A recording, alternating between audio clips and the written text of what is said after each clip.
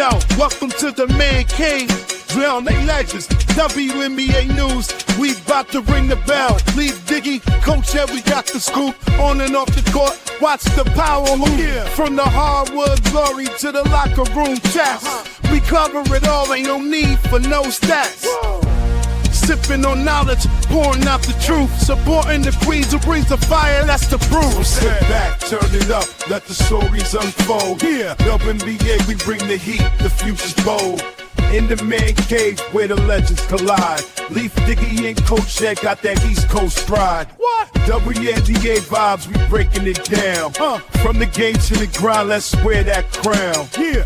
Stay tuned in, we keeping it real. The stories of strength and the heart that you feel. Hey. Dishing out knowledge like assists we aim. Whoa. In the man cave where we elevating the game. Okay. So grab your seat, let the action ignite. Yeah. WNBA, we bring it to light. Keep it tight. What is going on, everyone? We are back. I know.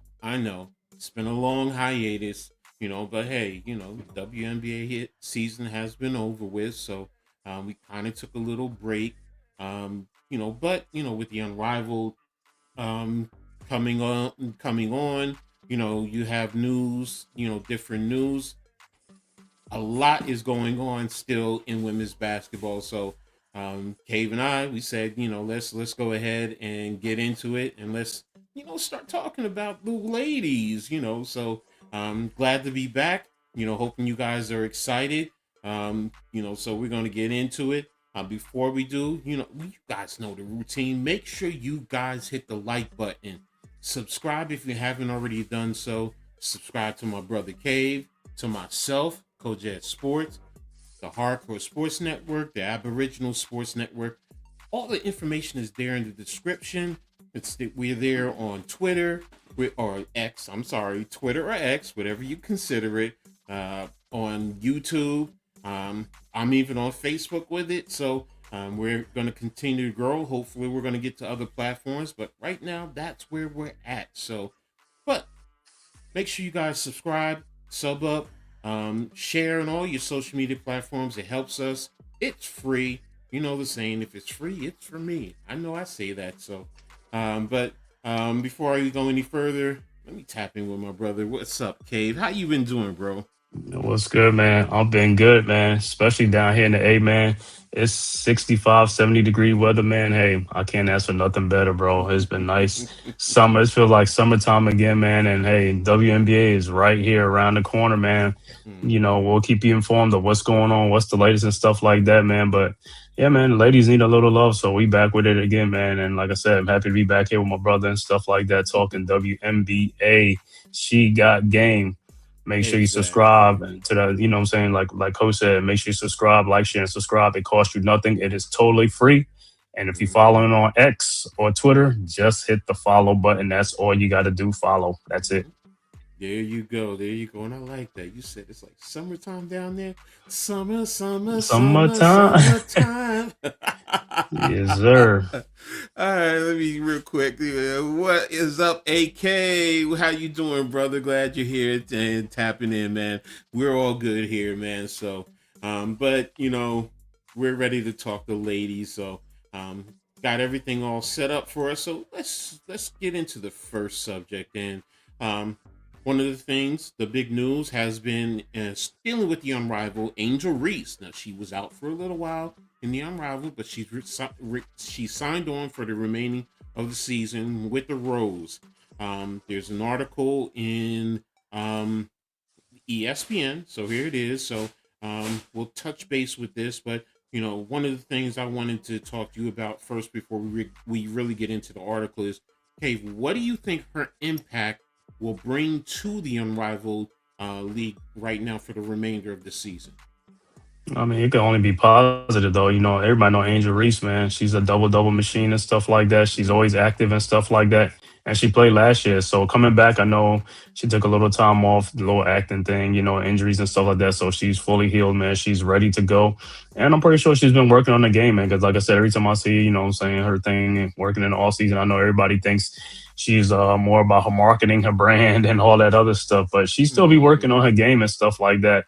And say what you want to say about her, man. She's gonna bring, she's gonna be big for the Rose because, like I said, her rebounding is something special, and I think a lot of people don't take that into account. They just think about scoring all the time, but what's scoring if you can't get like second and third chance opportunities and stuff like that, man? So Angel Reese gives a different dimension to the Rose and stuff like that. So it'll be great for her and stuff like that, and good for her. Like I said, get her back in game shape and stuff like that, and hey, if it's WNBA season this season, it's going to probably catapult her. She should have a big season coming up, man. So this can only be good news for the Rose. I think they won it last year, right? I think the Rose did win it. Yeah, I think the Rose won it last year. Yeah, well, hey, she's come back to help defend her crown. You know what I'm saying? I could be wrong, but I thought they won it last year, so she should come back to defend the crown. So, hey, man, I'm all for her, and there's also more exposure for the league, which is a great thing, man. Exactly. So, like you said, initially she wasn't going to play, but the Rose, because of the injury to Ariel McDonald, who's ruled out for the season, and they also had a trade. It opened up a spot for her, so it's definitely a great opportunity for her to go ahead and work her game. I mean, last year, she led the Unrivaled in rebounding with 12.1 per game. She also recorded 8 double-doubles, including a 20-20 game, 22 points and 22 rebounds, and was named Defensive Player of the Year. So I think this is a great thing for her. Like you said, it's going to allow her to go ahead and get into game shape. It's also going to allow her to work on her game, because that's one of the things I know she wants to do is be a little bit more consistent from the outside. She does have the ability to expand her game, so this is going to allow her to go ahead and do that. And getting into for the rest of the season will allow her to expand the game and grow her play overall. So, and it's going to be needed because going into the next year in the with the two new teams and everything, she's definitely going to need to expand her game. So I think it's a good thing for her as well as the league, because people love seeing Angel Reese. Say what you want, whether it's controversy or you're a supporter. You go in, you watch her, and that's the biggest thing. She draws eyes. Whether it's her, whether it's Paige Bucher, whoever it is, she is an attraction and she draws the fans in. So kudos to her. I like it, and I'm excited to see what she's going to do with the rest of the season. So so there you have it. So yeah, here's the next thing we wanted to talk about. So which is with the Unrivaled overall success. They recently had games in Philly where they had 21,000 fans come out to watch. Think about that. 21,000 fans come out to watch a women's game. And they're going to be playing playoff games right here in Brooklyn, in New York City. So, okay, what's your thoughts about both of those things, the fan support in Philly, as well as bringing some playoff games into New York City? I mean, it's wonderful, man. You look at Philly, man. I mean, that was a boost in the arm, a shot in the arm for them. Philadelphia, man, a tough market. You know what I'm saying? Philadelphia, a tough market. They showing up like that. It could only bode well for other cities, when they go to. But Philly was, like I said, a big success, man. Philly, 21,000 fans came out. That's more than the Knicks game. Knicks got 19,070. So you got to take it like that. They had a full stadium packed, man. So they filled. If they played in the Xfinity Mobile Arena, that's where the Sixers play. So that's probably where they played at. So they filled that stadium up. They more than the Sixers. You know what I'm saying? So that's the great thing. It shows you like the growth of the WNBA, man, and stuff like that. And it's only going to get even bigger because, like I said, about 10 years ago, it was like it would probably be like about 3,000 people showing up, 4,000 people probably showing up. But I mean, with the influx of talent in the league right now, Reese, Caitlin Clark, Asia Wilson, et cetera, and some more coming in from college, it's going to get even better and bigger and stuff like that. So the Philly thing was a new thing with the Unrivaled and stuff like that. So it shows you how women's sports is growing across the country. And so it's a great thing for the for the league and stuff like that. So that was great. And then as far as the playoff coming to Brooklyn, I mean, well, Brooklyn already had playoffs. We got the Liberty, we won a championship, so we already played, so they're used to that. They're used to it. Mm-hmm. So the Barclays Center is going to be lit again. Home of the New York Liberties and stuff like that. You saw how the Mm-hmm. playoff was when the Liberties was playing, so it's going to be a great thing for the Unrivaled and stuff like that, playoff games and stuff like that. The Barclays Center, great arena and stuff like that. And like I said, plus it's home to a WNBA championship team. So hey, that's even more notoriety and stuff like that. And hey, couldn't choose a better location. Exactly, I'm with you. So, and this is an article on ESPN which talks to this. On January 30th, they drew 21,490 fans. Which is in attendance. And think about this, ladies and gentlemen. This is 3-on-3. This is not a full 5-on-5, and you drew 21,000 fans to that. People are hungry for good quality basketball, and that's what you're getting with the women's game. So, to be able to draw that. Yes, the Unrivaled took advantage of the situation, the great success, and then they're going to play their semifinals games at the Brooklyn Arena on March the 2nd. So, and that's right around the corner. That's right around the corner. So, I'm with you there. So, it says the Barclay, well, it holds 17,500 fans. So, you think about that, and you're right in New York City. Right in New York City. So that's a great thing right there. So I'm excited about it. And I was talking to a friend of mine, and he was like, yeah, he's going to take his daughters, and he wants to go ahead and see that. And that's the thing too. With all the young women that are in the area, you're going to draw fans there, and it's going to draw them.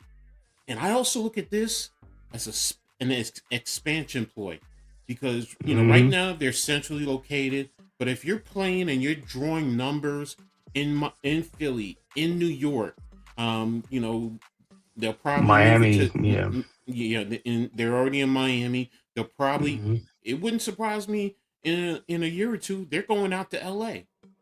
So hmm and with the new teams playing in these arenas, now you can take this on the road and you can get the draw, and the league is going to continue to grow and grow and grow. Because don't forget, they just brought on a couple of new teams this year. So it's like, okay, the league is growing. So and that's a good thing, and that's the beauty of the WNBA, man, and the women's game. This overall, I love it. I'm so excited. I love the play. I love the format. I love when you get to the fourth quarter, it's, whoever's in the lead, you got to win by 11 points. So that's different. And it really amps up the level of play. So once everyone gets comfortable with it, full court 3-on-3, it's not, how we were kids, 3-on-3, you play a half court game, but now you play the full, everything. I just love it. The players, the way they play, and they're playing, and they're intense. Oh my goodness, I just love it. I love every aspect of it. I'm not even really a fan of one particular team.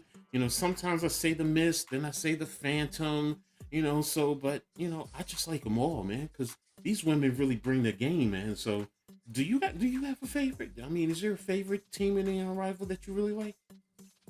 like I said, I watched a couple of them, but probably the Rose and stuff like that. Mm-hmm. From last year, following the Rose and stuff like that. So that's why when Angel Reese come back, I'm like, it's like old times, right? you Mm-hmm. know. Mm-hmm. But it's some other team. Like I said, man, it's like I just think it's just competitive because it's 3-on-3. You know what I'm saying? So it's Mm-hmm. like it's a smaller Mm-hmm. what you call it. So and with the 3-on-3, it is just like it's more. I guess I ain't gonna say more intense, but it's three players. You know what I'm saying? Six on the court and Mm-hmm. stuff like that. So and then at least they showing off the skills. And the thing that a lot of people forget with the women's game is the fundamentals. They have like this is more fundamentals watching the women's game than the men's game.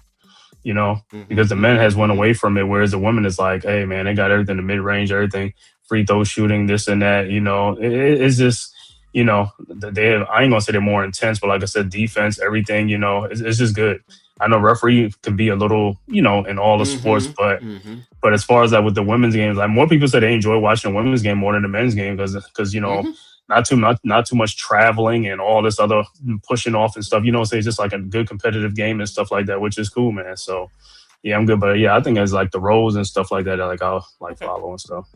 okay, I can respect that. So you know, but yeah, you're right. The women's game is growing. Heck, don't forget, you just had that big college game where you had South Carolina and LSU this past weekend, man. That Yeah, I was a watched big that. game. Yeah, I watched exactly. that, man. I watched that.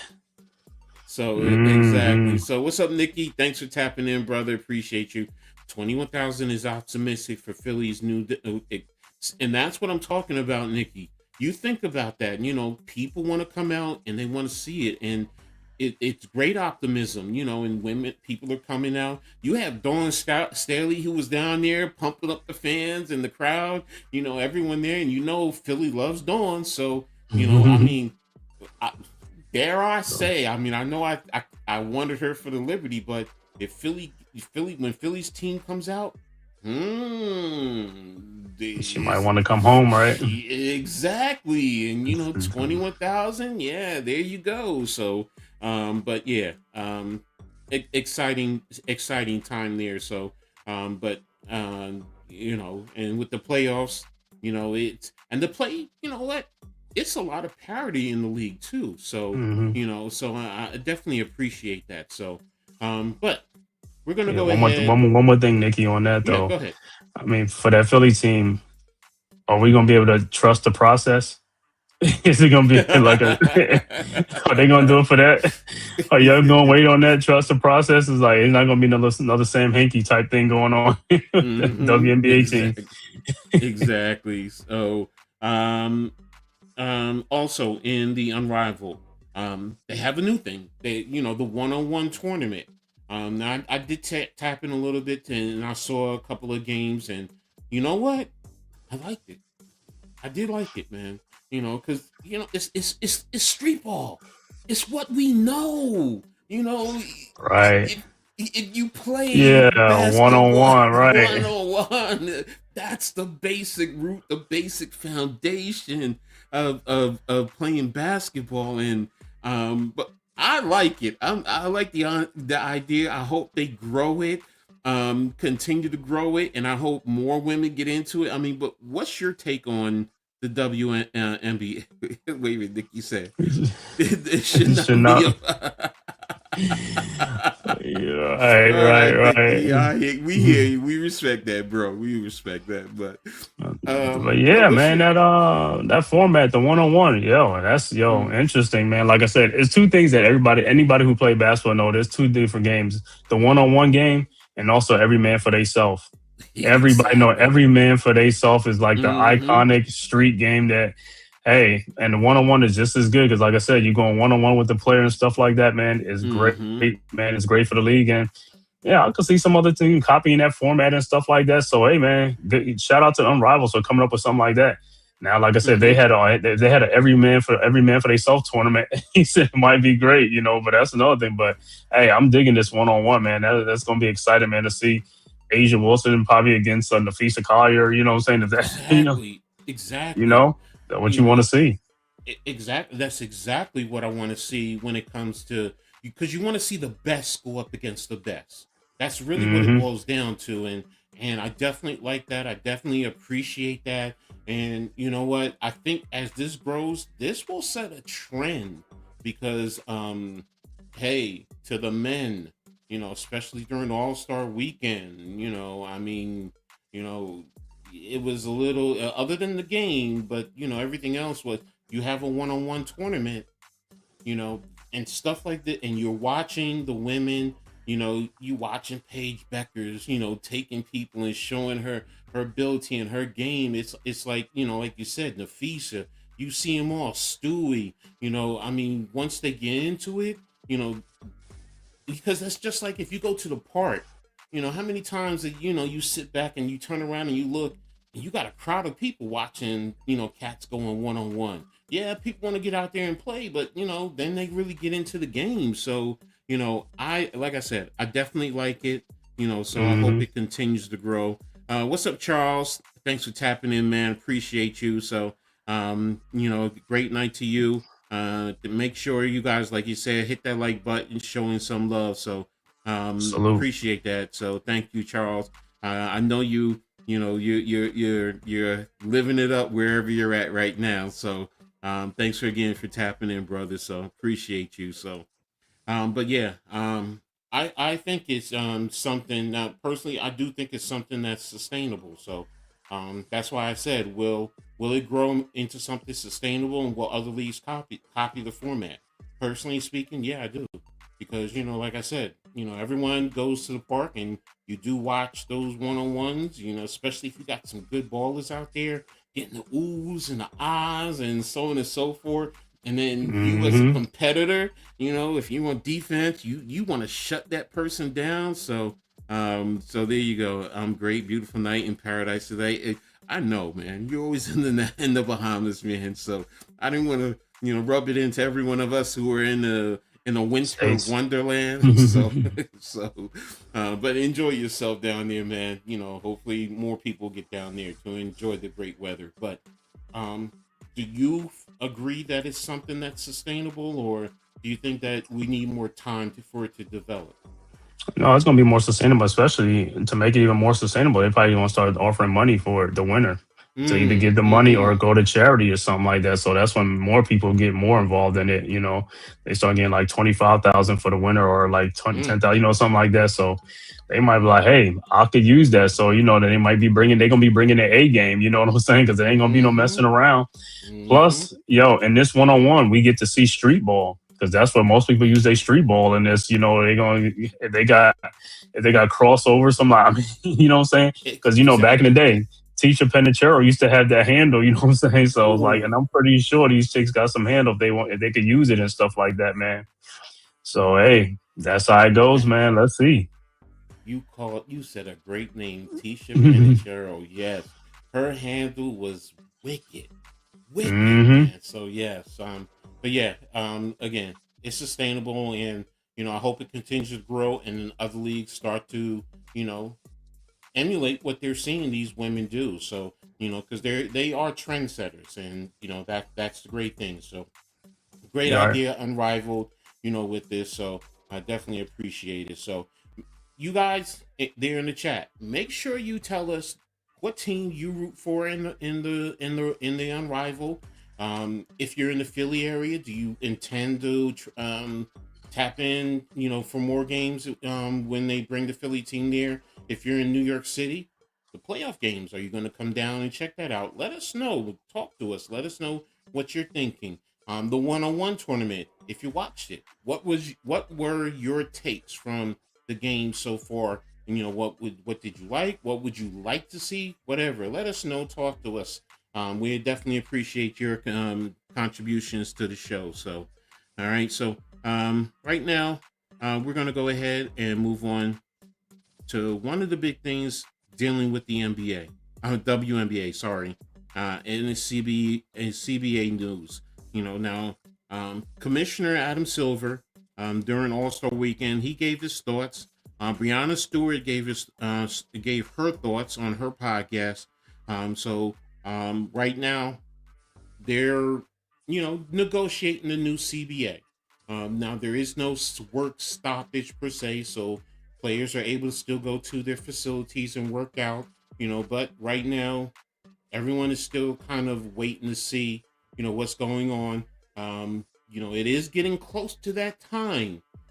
So we'll talk a little bit more about this. And let's tap in because I think I have the article up too. Adam Silver. Here we go. I have the article ready, queued up, and can't believe this shit. Okay, here we go. All right. Um, they're still negotiating. NBA Commissioner Adam Silver said he is not prepared to set a deadline to ensure the WNBA season will start on the scheduled May 8th opening night. He is urging both parties to operate with a new heightened sense of urgency. He says, "What I would love to do is put pressure on everyone." He said this past weekend. Often things tend to get done at the 11th hour. When we're getting awfully close to the 11th hour when it comes to bargaining. So that's an interesting take. So, you still see a little bit of concern there in that. Now, it is reported here, for the first time since December, the negotiations are considered to be headed in the right direction, though it's still moving slowly. He says, I'm encouraged that there has been more back and forth over the past few weeks. He clarified that he has not been at the negotiations table, but has been involved behind the scenes. So that's a reflection of Commissioner Engelbert, her doing her job and contributing to the negotiation. So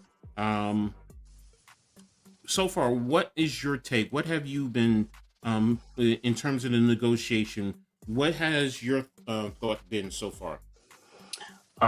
Just I think this is just like what we thought about that it was gonna take, because I know they're taking so long, and what we say is like, I don't want a lockout. I don't think it's Mm-hmm. gonna be a lockout, man, but I know like the players are still fighting for, what they really want and what they really need.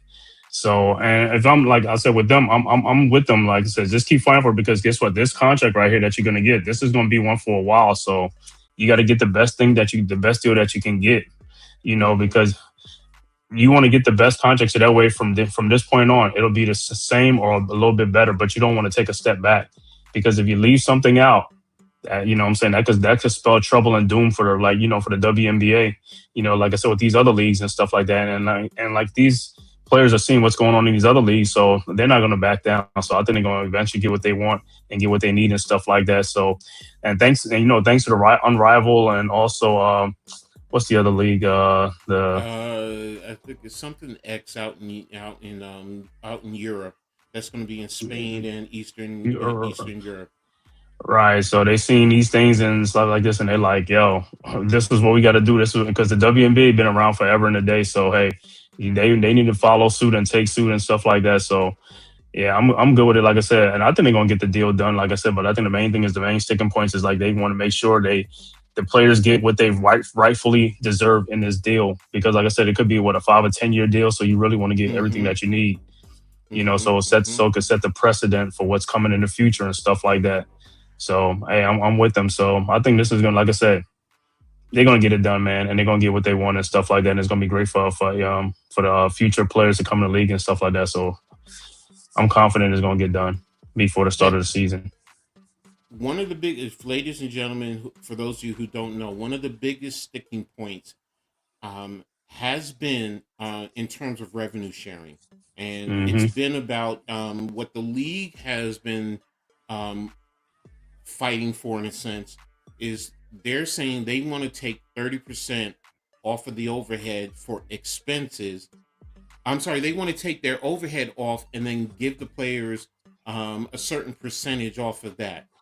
The players are countering, they want to take 30% off of the total revenue that is generated, and then the league can go ahead and do whatever with the other 70%, paying their expenses or whatever.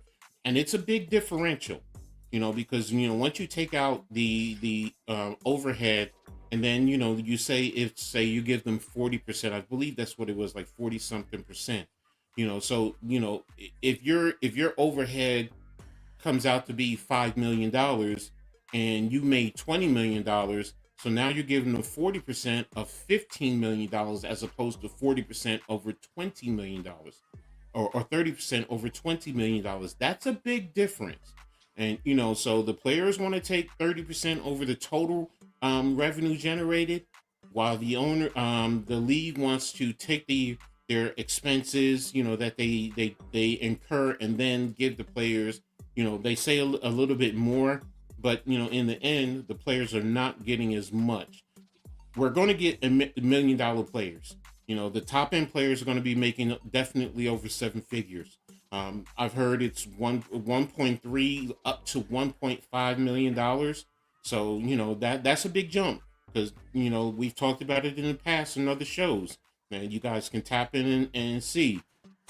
Some of the other I'm sorry, the other star players have I think the most was like 200 and what is it, 264, 265, something like that. Mm-hmm. Yeah, I think it was like 265. So if you go up to 1.5, that's a big jump. So in fairness, I understand that. That's a big jump. But with the league, as we're seeing with Unrivaled, if the league if they're selling out, you're bringing in new teams, that's telling everyone you have a new television deal. You're Mm-hmm. making the money. So in fairness to the players, they're like, yo, we're the ones out there playing. So we're putting our bodies on the line. And that's in sports, I can tell you that's always been the big argument. Owners All are right. like, we put up the money, we take a risk, and the players like, well, we put our bodies on the line. And both sides have a legitimate argument, but sometimes, owners want to take more than what they really should be getting. I'm gonna be honest with you. And I've been an owner of a minor league semi-pro team, and I know exactly what I'm talking about. You know, sometimes owners do go way too overboard, where you just, take care of your players. If you take care of your players are going to always support you and fight for you. So, and that's the biggest thing. So, I definitely I'm encouraged, just like you were saying a little bit earlier. So, Mm-hmm. having that sense of urgency is a good thing. Now, Silver, one of the other things he says, I want to play whatever role would be most productive in getting the deal done. So that's the other thing where I think if he has to step in and go and close the deal, she might end up finding herself. I take that as she's basically on thin ice if she doesn't get this deal done. Otherwise, she's out the door. Right. Especially if he has to come in And and step in. close it exactly. So and he says, I think we need to now move towards the next level of sense of urgency and not lose momentum, which you keep talking about in terms of Mm-hmm. the amazing amount of progress we've seen in women's basketball. And that's the biggest thing, because you always talk about that, Cave, and that's the truth. The Right. women don't want to lose that momentum, and they have been growing it. I mean, and you, because what you will end up doing is not only hurting yourself, but you're going to be pushing these women to the other leagues, and you're going to let these other Mm-hmm. leagues come in, and you end up shutting it down, and another league comes into play, and guess what? And a lot of these women now, they're free agents. So they're not contractually obligated to the WNBA. So it's not like you could say, well, you can't play, even though, this or that. No, they're not under contract. So, there's a few, especially the rookies from last year, but, that's a big thing, so kudos to UK to always, talk about, not losing that momentum. So, um, here it is. The league has proposed that the players receive an average of 70% of net revenue. Oh, I thought it was 70%. Defined as Mm-hmm. revenue after deducting expenses. This later proposal included a $5.65 million salary cap. That's the other thing. Mm-hmm. It increases. So that's money that's growing. So, and it would grow in the subsequent years in line with the revenue growth. So, now 70% of net revenue is still the same thing. Now what is the expenses? Do the expenses now? If the expenses, over $20 million, let's just say the expenses are $3 million. Okay, 70% over what's that, $17 million? That Mm-hmm. might be a good little penny, for the players. So, what have you been hearing about, the money that the players are trying to receive, and then we'll get into the salary cap and Yeah, I think the players they trying to get that trying to get the minimum players to get like what 200,000-300,000 or something like that. The top mm-hmm, players gonna get like a mil, which I mean is understandable because the higher the minimum is, the better it is for the players, mm-hmm, especially so that means players they could play in some other leagues, but then also they can concentrate more. I mean, they could if they're getting paid good over here, and they can still do another league, but it's like then it like have more security because all it is about security. That's all it's mm-hmm, about. So mm-hmm, security and revenue sharing. Because, like I said, just like you said, the players know what they know. The league is making money because of these new expansion. Because if the league wasn't making money, the teams they won't be expanded. So they see the exactly. money, they see the TV deals and stuff like that, and they see how the NBA is, but the NBA has been a league forever. But like I said, they know they're on the right path to growing the league and stuff like that. Because like I said, the players they got right now, they striking while the iron is hot. Then you got some other players in college right now knocking on the doorstep. Mm-hmm. So Mm-hmm. they got the momentum rolling, man. So yeah, they like I said, 240,000 as a minimum player for that's great. Mm-hmm. Because I think they was only getting like what $70,000. Some of them Yeah, 70,000. 60, $70,000. Yeah. So Yeah, that's an and increase. what's that? The WNBA they also get the I didn't even know they got the what is it called? The allowance, livable Mm-hmm. allowance, like Mm-hmm. to pay Mm-hmm. for them and places to stay and stuff like that, which is a Mm-hmm. great thing. So they're gonna be fighting for that too, which is a great thing for them and stuff because they're gonna need it. Because if you ain't getting paid as much, hey, you wanna make sure you milk everything that you can in a contract to make sure it's taken care of and stuff like that. You know, Exactly. so. Exactly. And here's another thing I have highlighted, which I didn't know the players wanted to have a higher salary cap, 10.5. So Hmm. that's another roughly 4 million that you're fighting for. But Right. there you go. There's the 30% of the gross revenue. Um, you Hmm. know, before deducting expenses. So that's a big differential. That Yes. definitely is a big differential there. So, um, and let's see, here's what multiple sources told ESPN that the league projected union's plan would result in $700 million in losses during the agreement, and that would jeopardize the financial health. Um, the union believes its revenue sharing model still puts the league in a profitable position. A separate source close to the negotiations. Um, I don't see how you could lose by what the players are offering are saying. I don't, especially like the TV deals and the ratings that you're going to be continue to get. Hmm. I don't know. Again, now I'm not privy to the numbers, the full numbers, but I can't see how you would lose money with, like you said, it's growing. You're adding teams, so how could you be? You're bringing in new markets, and you have Detroit, Cleveland, Philly also projected. How could you lose money during the course of that time if you continue what you're doing and you fairly offer the players? Because again, now the key to me is, what is your operating expenses? What is it total? Because if you're telling me your operating expenses is over $20 million, $10 million, and you want to give the players 70% of $50 million, then Hmm. that's a big difference to me. Nah, but like I said earlier, if you're telling me $3-5 million, and I'm just using those numbers, those are low numbers, but I'm using it just for perspective here. So, um, I mean, do you think that that they could really lose up to $700 million? Nah, man. But like I said, I'm glad like the Unrivaled and I want to say what's this other league? It's another league, but it's an Unrivaled Yeah. and something like that. What they're getting Mm-hmm. is like they see what's going on in these other leagues. Like, come on, man.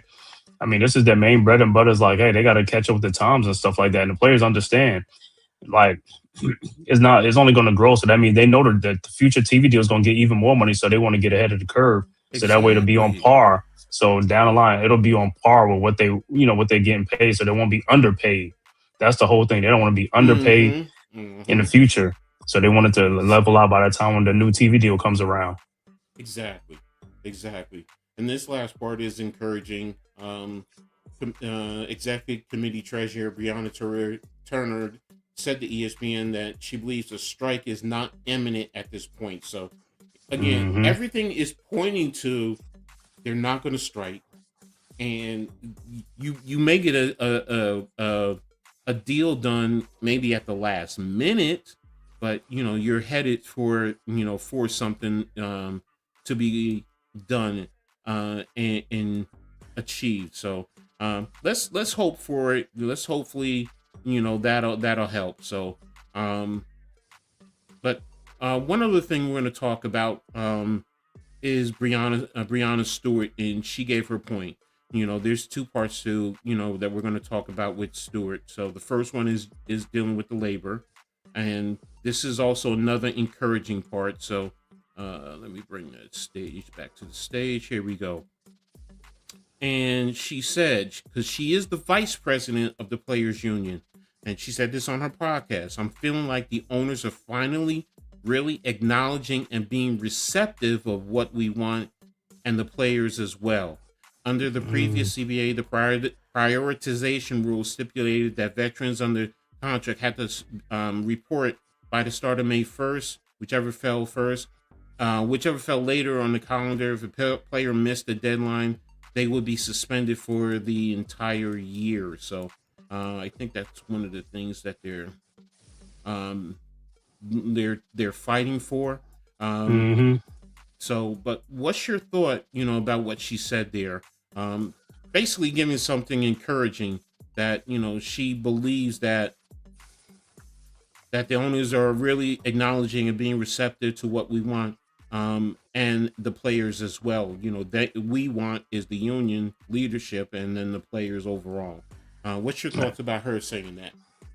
Yeah, I think with her saying that, like the league, you know what I'm saying, it's almost like when players understand like how money works and how the league works, I think, and they and they come to the table with it, then the owners have like, oh, they know what's going on behind the scenes. They like they up to what's going on. It's like we can't pull a wool over their, eyes and stuff like that. So it's like, so we really got to get our act together. And like I said, good thing for the WNBA, these other leagues came, because if these other leagues were not here, then the players won't be having that much of a leverage. But they know what they can get and what what I'm saying, what's for them and stuff like that. So I think the owners know, like, we can't really play around because there's a lot of money at stake to lose if they go on strike. If they have a strike, there's a lot of money to lose. And I don't think the owners want that momentum to go out the window and stuff like that, because it could set a lot of things back with a strike. So they don't want that. So I think they rather just like, let's get this thing over with and stuff like, because the owner's going to make money regardless of that. So they understand that stuff. So they just, at this point, they just like, well, they're going to take some of our profits, but hey, the profits got to go to the players. They're the ones who making the money for the league, So it's not really and the league is strong right now. So it's not like it's at its weakest stage. It's at its strongest point right now with the players they got in there right now, the star power, and then more star power is coming. So hey, they got to keep this train rolling and stuff like that. But I think the owners know, like, hey, this new WNBA vice president also, they're not playing around. So they want to get this deal done. If they don't get this deal done, the players are willing to sit out. So they know it's like, hey, they can't lose that much money. And plus, with this new TV deal, it's contingent upon, playing and stuff like that. So, everybody want money in their pocket. So I think they're going to get the deal done, man. One of the things I take with her making that statement is she's Breonna Stewart. So her voice carries. So, with her being positive, it puts a calming effect. And then, yes, both sides can get to the table and, look, Breonna Stewart is confident. She's saying, the owners respect the players. So as players, we need to respect them, and let's come together and work this out because, we're partners. We are partners in this. So, that's definitely the good thing. So I just wanted to touch on that, since we were talking on the news. But the other thing I want to talk about is she announced that she is playing overseas. She's playing for Fenerbahce. I don't know how to say it. So, Ope or whatever. Ope, in the Euro League. Here it is. She announced this on Monday. It's a tournament. The tournament is April 15th to the 19th, and she would be back in time for the WNBA training camp. So that was, kind of why I put that question there. Will she miss the W? But, as long as, nothing serious, but she should be back in time for the start of training camp, which begins May the 15th.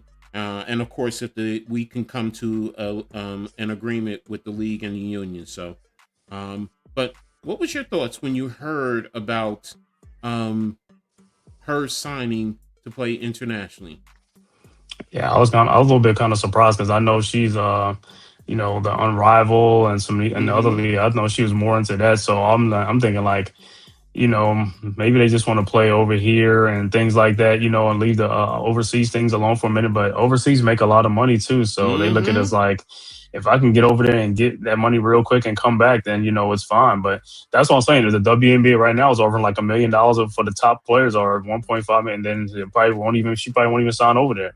Because, like these players, they want to get their rest for the season because they've been playing. They play a lot. They play a lot. So they want to get their rest and then get their body ready and all that stuff for the grueling WNBA season.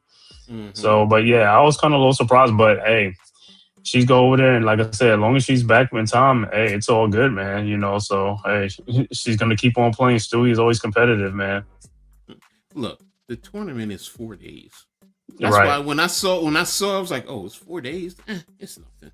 It's nothing. Mm-hmm. She's gonna go over there, play, maybe work out a little bit. That's probably what it is, keeping her in Right. shape, and then make a little bit of money. So, and she played for this team in 2023, 2022, and 2023, where she helped the team win the Turkish league title and was the EuroLeague Final Four MVP, where um, she averaged. Oh no, this was last season.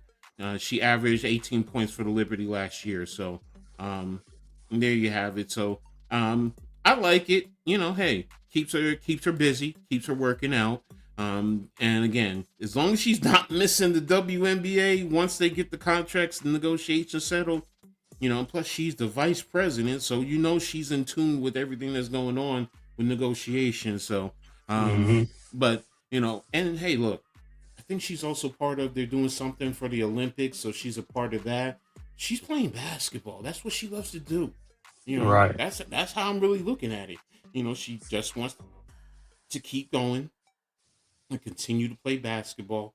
And you know what? I think we're going to see more and more players doing the same thing.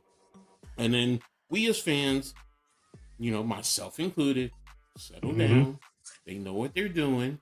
Look, anybody can look. You can get hurt taking a shower. I've seen that. So, you can't Right. worry about injuries nowadays. I tell people this all the time. As a coach, I tell my players, you can't worry about injuries. Just go out and play the game. If you're worrying about an injury, you are going to injure yourself. But if you just play, you're going to be good. And I think she has that same mindset. And I think other players are going to, pretty much do the same thing. So, pretty cool. I appreciate it. I'm going to keep an eye out. And hey, hopefully we can see some of these games. You might be able to get Right. to see an international game. International game, So right? exactly. So, um, one other article or one thing I have highlighted, I just noticed something else. So, I want to talk about this. Candace Parker and Elena Delle Donne were announced as finalists for the Naismith Memorial Basketball Hall of Fame. Now, the question is, will one or both be selected? And let me bring up the article because I want to show you guys who they are going up against. And here we go. Okay, so let me take down the banner first. Hold on a second. Sorry. Okay, so let me see. Their headline: Park is the only player in WNBA history to win championships with three franchises: Sparks, Chicago Sky, and the Aces. One of the first true point positionless players. She was a phenom at every level. Won in a dunk contest. I remember that at the McDonald's Mm-hmm. All-American game. And 2 championships at Tennessee's, 2 Olympic gold medals, and 2 WMVP awards. So she's also the only player to win Rookie of the Year and MVP in the same season. Delle Donne is also a 2-time league MVP who became the first player to shoot 50% from the field, 40 from 3, 90 from free throw. She led the Mystics to their first championship, cementing her legacy as the greatest pure shooter the game has seen.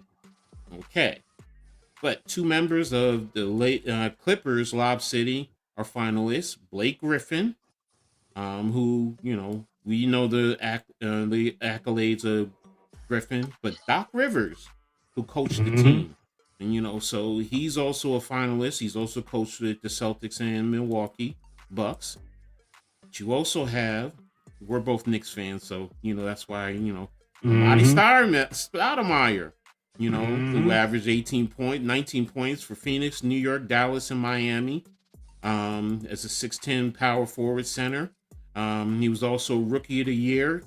Other finalists include Kevin Johnson. I know Kevin Johnson very well from his Mm-hmm. Phoenix days. Buck Williams with the Knicks and the Nets, and Marquise Johnson. Official Joey Crawford is also a finalist.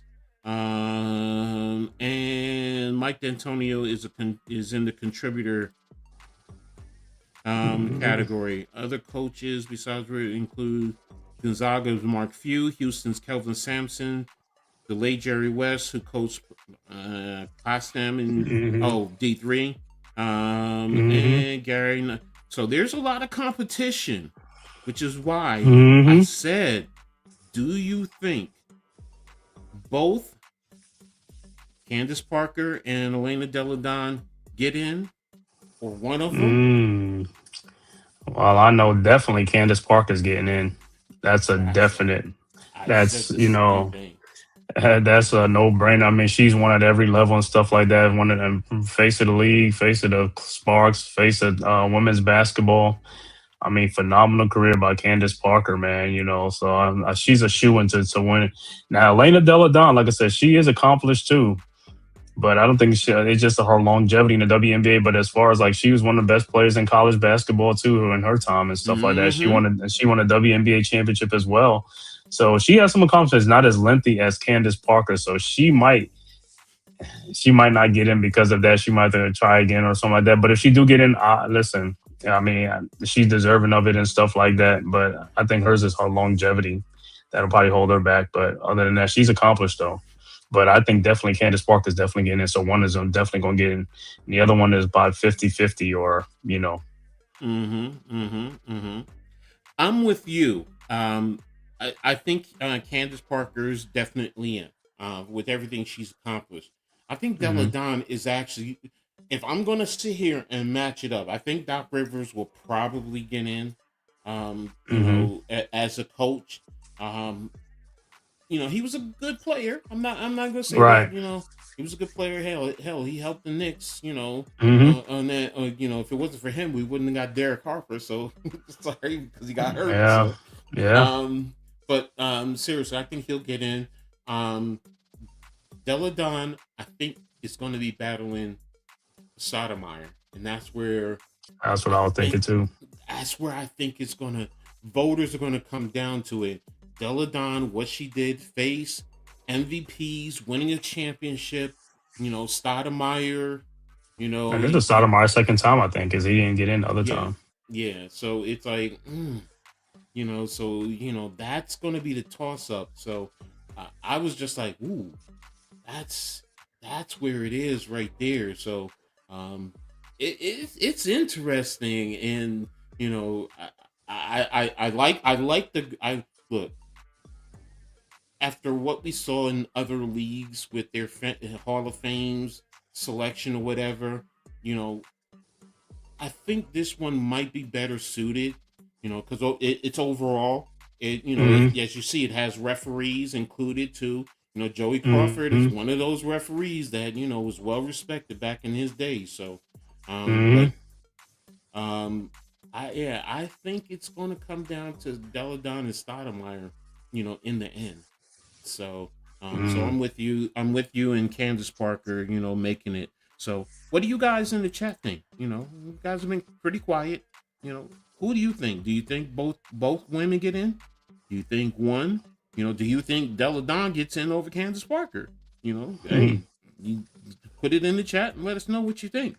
So, love to hear from you guys. So, in reference to that, so there you have that there. So, now, one thing that I want to talk about, I was just while we were scrolling, going over the articles, I saw this article, and I don't know how I missed it. So, but um, Paige Beckers, Caitlin Clark, and Angel Reese, they make the U.S. Senior World Mhm. Cup debut. So they're among 5 players who will make their U.S. Senior National Team competitive debut in the FIBA Women's World Cup qualifying tournament next month. So, look, I knew it was going to happen, Right. eventually. So, because they're the future face of the league. No matter what you may think or how you feel about these players, Exactly. they are the face of it. So, um, you have Beckers and Clark, who were the past 2 WNBA Mm. Rookie of the Years, and Reese was part of that draft class with Clark. Mhm. The rookies. You have Washington Mystics, Sonia Citron, and Kiki Arifin will also be on the Mm-hmm. squad. You also have Aaliyah Boston, who's going to be Mm-hmm. on the squad. So I was just like, I'm glad she is, because I do like Aaliyah Boston and I love her game. Right. So, you know, the tournament will be in San Juan, Puerto Rico, March 11th to the 17th.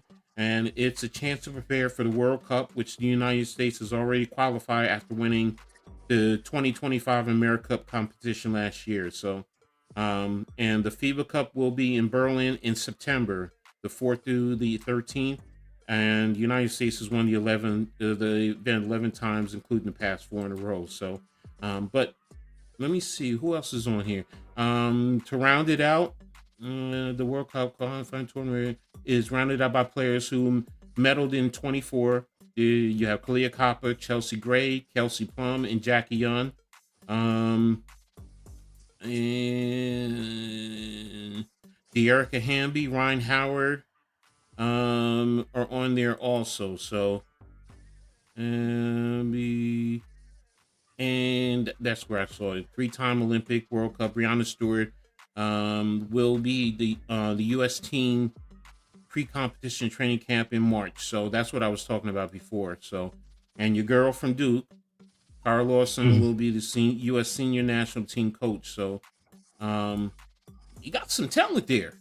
So, what's your thoughts on this, Cave? With the talent, the players that we have there, getting ready for the World Cup. Man, looking at that list and looking at them players, I kind of expected those players to all be on there anyway. You know, because like I said, those are, like you said, they're the young faces of the league and stuff like that. And also, you know, Aaliyah Boston, you know, with them and stuff like that. Sonia Citron, Kiki Arifin and stuff like that. That's a good team. That's a great team. Paige Beckers, Kaylin Clark, Angel Reese.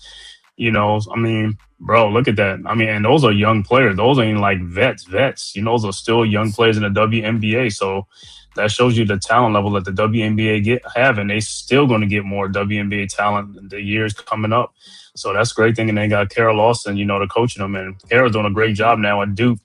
You know, in the beginning, I had a little talk with her because Duke wasn't really doing what they were supposed to be doing. So, you know, I had to talk to her. She had to shape up or ship out, you know, and let's just say she took it kindly, and she don't turn our program because we don't want 16 in a row. So I'm all for Cara Lawson. So man, it's great, man. So and she's a bulldog as a coach. She's a bulldog. So hey, and she played in it before anyway. So she has a lot of experience playing internationally and playing, you know, for Olympic teams and stuff like that. And so it's great, man. And like I said, it's great for these young players to get that much more exposure and stuff like that. And this is only going to help their popularity even more, you know, globally. So for the league and stuff like that. So this is a big thing for the WNBA. Like I said, they got to capitalize on this. See, I love it. I love the talent. I love the mixture. You know, when you have some veterans like Chelsea Gray, you know, you have those veterans, you have those in between like Ryan Howard, and then you have the rooks there, the younger players. You know, they get exposure internationally to the international game. It also preps them ultimately for the Olympics. You know, because you're going to get a little taste of what it's going to be like internationally, you know, and, you know, playing, because eventually playing teams like Belgium, like France, like Germany, like Canada. I mean, the competition is going to definitely intensify. So you're going to be ready. So, yeah, I'm with you. I like this. I like what I saw. You know, I loved it. So I was just like, there you go. That's definitely what I'm looking forward to. So I was amped up for it. So, but again, it's the women's game. I just love anything about the women's basketball. So, ultimately, that's what it boils down to. So, but there you have it. You know, first time back after a long time. Some great discussions. So, appreciate everyone who's been here, man. So, thank you all for being here. Before we get out of here, Cave, what do you got going on this week? Oh, this week, you know, it's back to Knicks action again, you know, after the All-Star break. So Knicks and the Pistons, you know, Thursday night I'll be doing that game and stuff like that. See if the Knicks can finally get a dub against the Pistons this year, stuff like that. But, you know, OG and Obi most likely going to be out again. So we have to see who's going to be available. But, hey, with the new additions that we got, I'm happy for that, you know, with Sohan and also Alvarado. So, you know, let's see what happens and stuff like that. So, hey, this is the little stretch run. It's kind of crazy. It's like, it's only 27 games left now to the end of the season because, you know, before the All-Star break used to be like the halfway point, like 41 games. Now it's like over 50-some games. It's like basically almost like a third of the season is gone, you know. So, yeah, so I got that coming up and stuff like that. And then I think on Saturday night, we'll be looking at the new thing from Aboriginal Sports, the Giants ground debate. So we'll see that and stuff like that. And we'll probably be on that too eventually and stuff like that. So we got some good things coming up for you guys, man. So make sure you subscribe to the Aboriginal Sports Network, as long as the Hardcore Sports Network, Coach Edd Sports, as well as the Man Cave podcast, man. So make sure you guys tap in there, man. It's, like I said, and also on your way out the door, make sure you hit that like and subscribe button, man. It costs you nothing. It is totally free. And if you are following on X, formerly Twitter, make sure you hit the follow button. That's all you got to do. Hit the follow button. Yeah, exactly. And also, don't forget, reshare it, repost it too. Of course. Definitely get it back out there. Nick, man, thanks for tapping in. Good job with you and Mitch earlier. So great job, great insight, man. Appreciate it. Listening in to you live for the first time. So me, myself, you know, tomorrow I'm on 2 shows, Pick and Roll Podcast, 5:30 tomorrow. So make sure you tap in. Going to be talking NBA. And then tomorrow night, Heart of the City, where me and Unpopular Opinion Sport, also known as NYG22, we bring you the what's going on around the scene in New York City. So a lot of great stuff, even our culture segment, you know, a lot of great stuff that we have going on there. Thursday, just released, we're doing a collaboration between the Aboriginal Sports Network and the Hardcore Sports Network. We're doing our first ever mock draft. So we have some content creators from both networks, and we're going to go in and give you the first round, you know, make the selections. Some content creators are content creators of these teams. Some of us are going to be, you know, working with other teams and do our research. So I'll be there. And like Cave said, this weekend I have the halftime coaching adjustment show, 2:30 with my man Philly Halftime, 2 old farts just talking life, sports, love, whatever it is, question of the day. And then, yeah, I'll be there for the debate on Saturday night. So got a lot going on. I'm getting back into the swing of things. So make sure you guys, like you said, follow up, sub up. There's a lot of great stuff coming. So I know you guys like this stuff. And make sure you tune in, tap in. Got questions, hit us up, leave it in this chat. Hit us on Twitter or X, whatever you want it is, whatever you want to call it, or whether it's Facebook, YouTube. You know, if you know us on Instagram or on TikTok, you know, we're all around. So hit us up, let us know, show us suggestions and or subjects you want to talk in terms of the WNBA. So with that being said, we're going to go ahead and get out of here. Appreciate everyone for being here. Glad to be back and look forward to seeing you guys next time. So until then, everyone be safe. Have a great one. Peace. Peace. Yo, welcome to the Man Cave.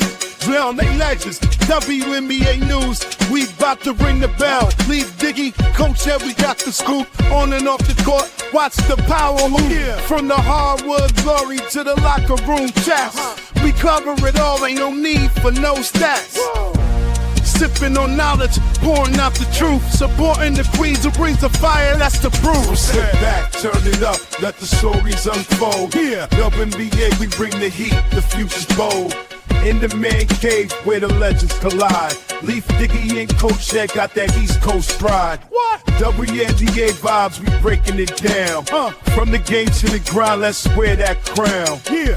Stay tuned in, we keeping it real. The stories of strength and the heart that you feel. Hey. Dishing out knowledge like assists we aim. Whoa. In the Man Cave where we elevating the game. Okay. So grab your seat, let the action ignite. Yeah. WNBA, we bring it to light. Keep it tight.